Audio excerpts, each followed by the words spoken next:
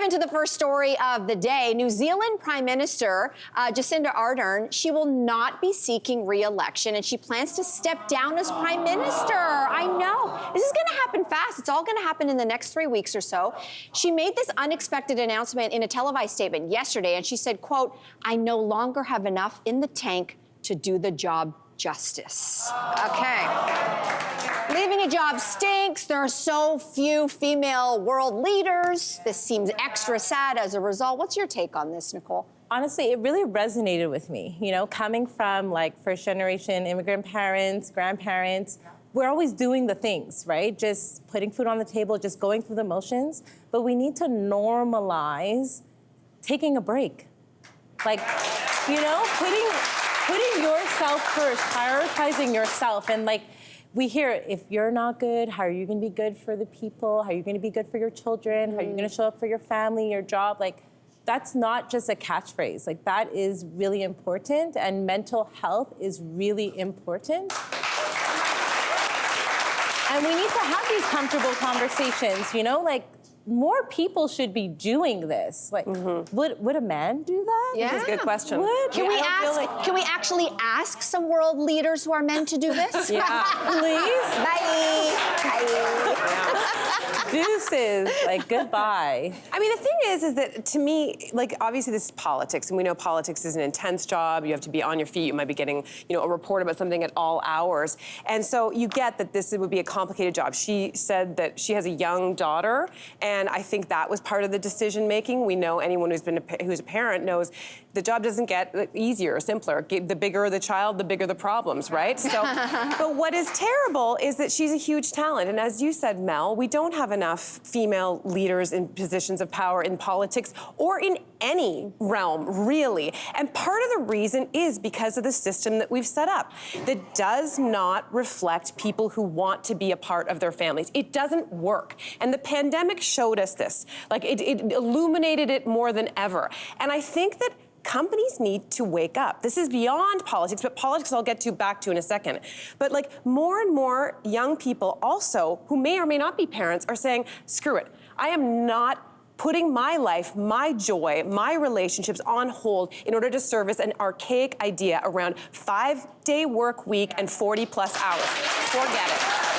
And I'll say that there have been tons of research, tons of articles about flex work and how it is working, how people are actually working harder, having the ability to do it from home. And not only that, there's been a new global report, and the results were unequivocal that the 4-hour work week is better for everyone. 4 day? Companies, 4-day work 4 week. hour works for me. Yeah, I want the 4 hours. I think 4 hours.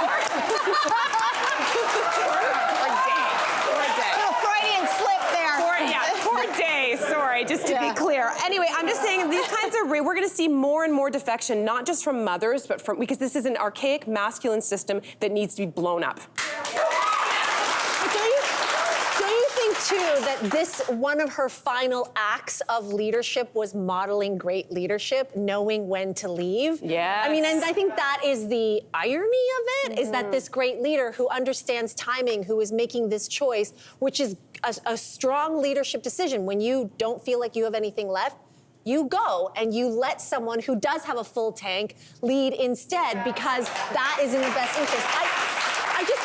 I mean, we've had decades of conversation, a decade almost on this show, talking about styles of leadership, and in particular how women lead, and how when women lead, you have more positive models of leadership styles that we can all learn from. And she's doing this to the very end. I mean, it's just, I can't say enough about her. I totally agree.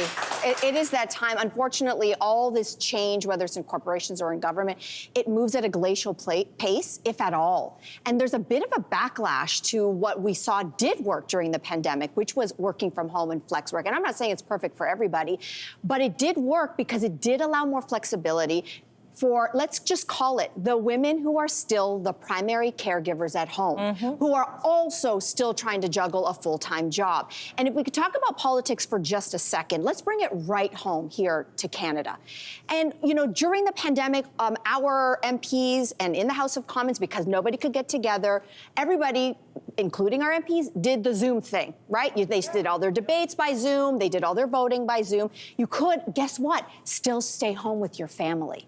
And I'm going to tell you something. As much as our prime minister has pushed so hard for a 50-50 female cabinet, I'm going to tell you something. There's people like me who think, I wonder, would I like a career in politics? Is that something for me?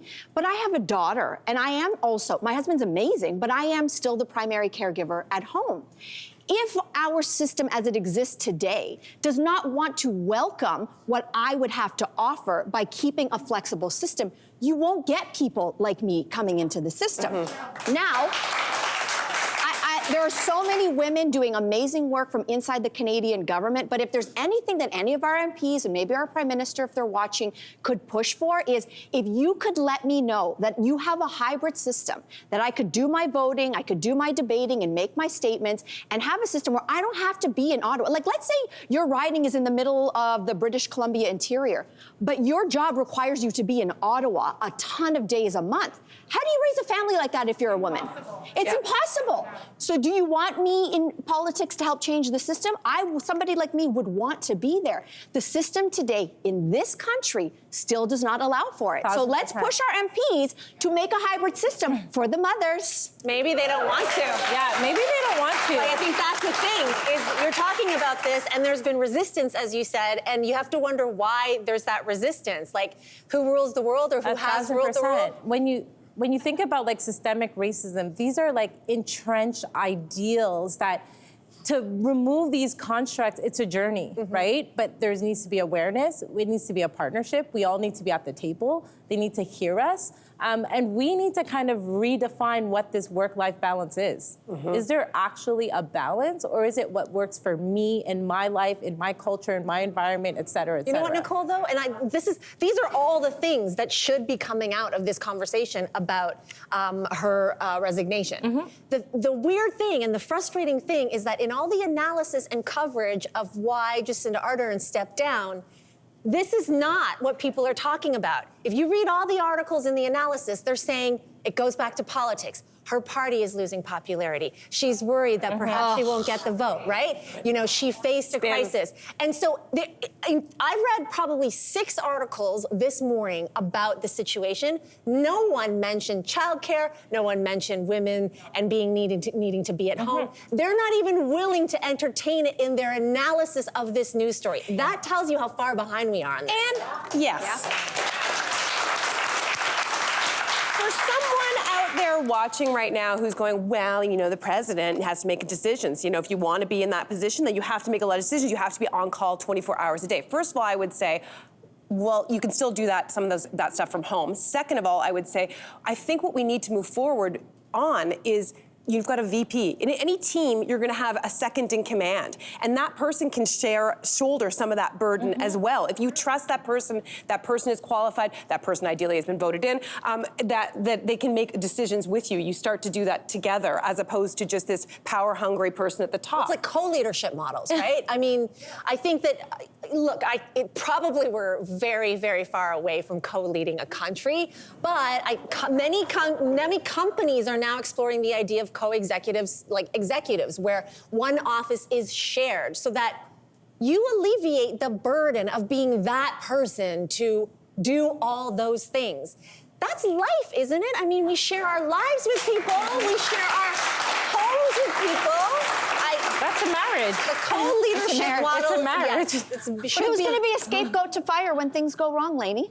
Well, I mean, you share the highs, you got to share the lows. Both got to go. And having company to share lows with doesn't suck either. It doesn't.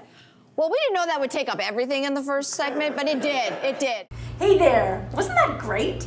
Do you know where you can find some equally good content? Our YouTube page. It's filled with discussions, debates, and some laughs. Head there now, like and subscribe.